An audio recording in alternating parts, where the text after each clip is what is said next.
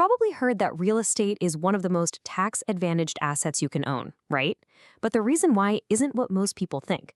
It's not just about the rent checks or the property value going up. No, the real secret is a set of powerful, interconnected rules, almost like a playbook, written directly into the US tax code. And savvy investors, they know this playbook by heart. So let's dive in and unpack how they do it.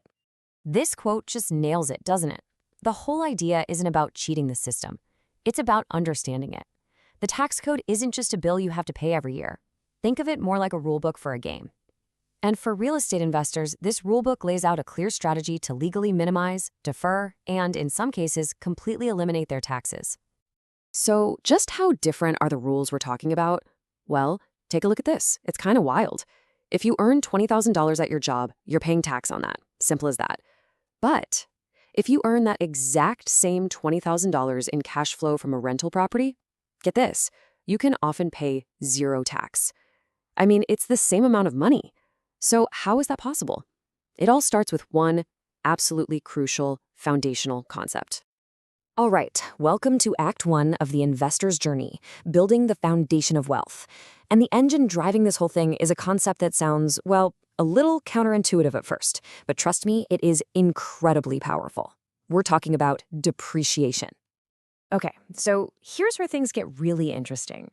The IRS lets you claim a deduction for the wear and tear on your building every single year as if it's slowly losing value. But here's the crazy part. You get to do this even while your property is very likely going up in value in the real world. This contradiction creates what's known as a paper loss. It's a loss that exists only on paper for tax purposes, a deduction you get without actually spending a dime. So how does this magic trick actually work? Let's walk through it. First, you have to separate the value of the building from the land, because only the building wears out, right? In this example, that's $700,000. Next, the IRS says a residential building has a useful life of 27.5 years.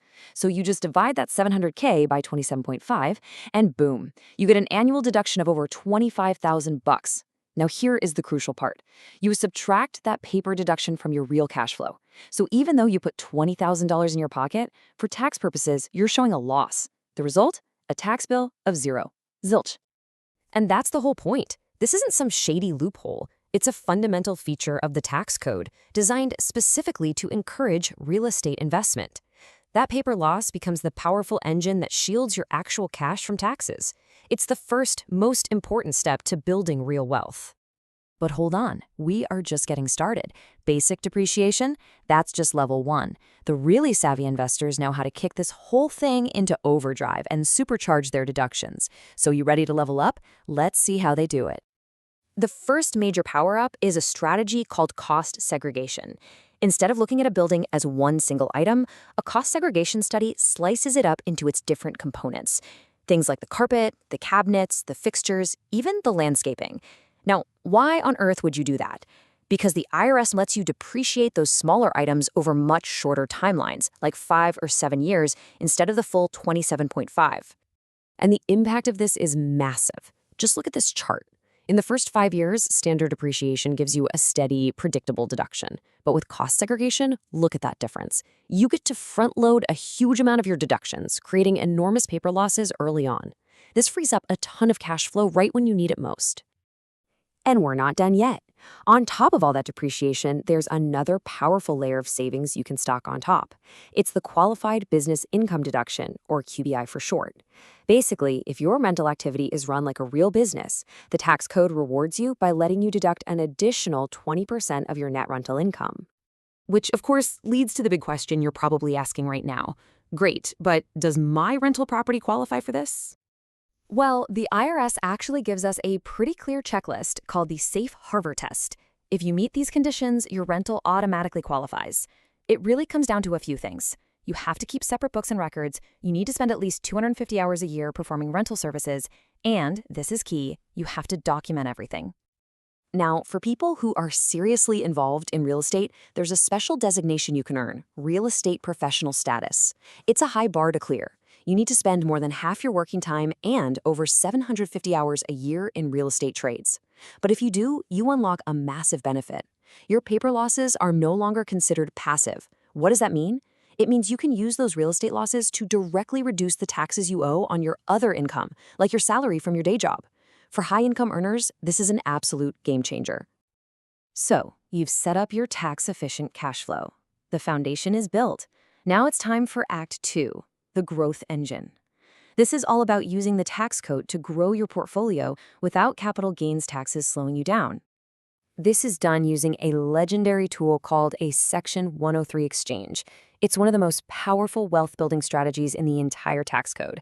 It lets you sell a property, take all the proceeds, and roll them into a new, similar property without paying a dime in capital gains tax.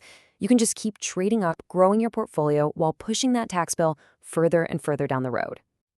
But, and this is a huge but, this power comes with extremely strict rules.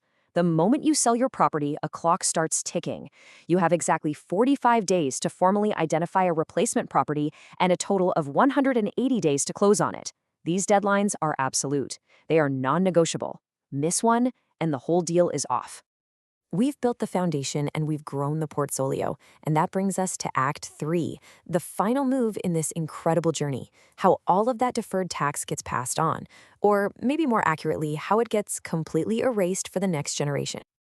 The magic here is a rule called the step-up in basis. When an investor passes away and an heir inherits their properties, the cost basis of those properties is stepped up to whatever their fair market value is on that date. So all those capital gains that were deferred for decades using 1031 exchanges, poof, they are completely, legally wiped away. And the difference is staggering. Just look at this example. A property was bought for 50 grand years ago. At the time of inheritance, it's worth $500,000. Without the step-up, the taxable gain is a massive $475,000. But with the step-up, the basis resets to the current market value. If the heir sells it for just a bit more, say $525,000, their taxable gain is only $25,000. The tax bill shrinks from massive to minimum. And so the journey is complete. You see how it all fits together? You use depreciation to create tax-free income. You use 1031 exchanges to grow your portfolio tax-deferred. And then the step-up in basis allows your heirs to inherit that wealth without the massive tax burden. It's a complete system for building and preserving generational wealth, all written right there in the rules. So when you really think about it, the tax code isn't just one single road. It's a fork.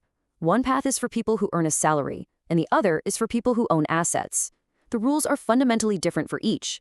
So the only question left to ask is, which path is your money on?